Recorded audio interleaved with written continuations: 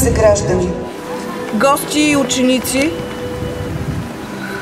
има такива дни, в които няма нужда от големи речи и от слова. Има нужда от сила на духа, която да ни прави българи и да ни държи като такива във времето. Защото да почетем Левски не означава просто да споменем името на Левски, а да се запитаме какво направихме, какво оставихме след себе си, градим ли, пазим ли, борим ли се за това, за което вярваме. Апостолът не ни завеща само мечтите си, но и суровата истина, че по пътя винаги ще има изпитания, винаги ще има пречки, винаги ще има и предатели, но и винаги ще има хора, които ще вървят напред, без да се предават. Хора, които не се оправдават, а хора, които действат. Левски е повече от историческа личност. Той е нашата мярка днес за чест, за дълг, за саможертва в името на България. Дълбок поклон!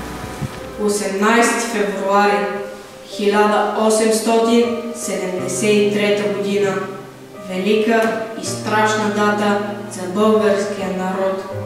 На тази дата България се прощава с един от най-видните синове – Васил Иванов Кунчев, останал в историята с паметното име Левски. Днес се навършва 152 години от гибелта на Апостола на свободата. Апостола на свободата, под това име живее Васил Левски в сърцата на всички българи. Безстрашният апостол запалва революционния огън във всяко българско селище. Народът ни приживе го превръща в легенда, след която тръгват най-достойните синове и дъщери на България. Някои от паметните думи на Левски. Аз съм посветил себе си на отечеството си, да му служа до смърт и да работя по народната воля.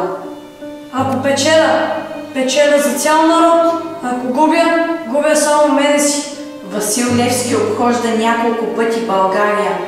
Той създава тайни революционни комитети, подготвя народа за борба срещу тираните. Апостола пръска в робските души живи огнени семена. Пред старци и младежи, пред селяни и граждани, навред разлиства той великата книга на революцията. Няма предел смелостта на апостола, няма удар, който да съкруши неговата воля и твърдост. Той е предаден, ранен и изправен пред Софийския конак. Когато узнава предателството, той все пак остава спокоен и твърд. Окован и кървав, в тъмница ръгнат, апостола беше на мъки подръгнат ужасно. На празно те нямаха власт над тази душа яка. Ни вопъл, ни глас, ни молба, ни клетва, ни болно стенание не издаде в мрака той гордо страдание. Смъртта беше близко, но страхът далеч. И той не прошушна предателска реч и на вси въпроси гордо изпитание. Един ответ даде и едно мълчание. И казваше: аз съм Левски, имена, и никое име той не спомена. О, бесило славно, теб те освети смъртта на героите. Свещено си ти берег си страшен и знак за свобода, за която от тебе гинеше народа. Апостоле, чуй нашата клетва, ще пазим скъпото ти име, ще го носим в сърцата си.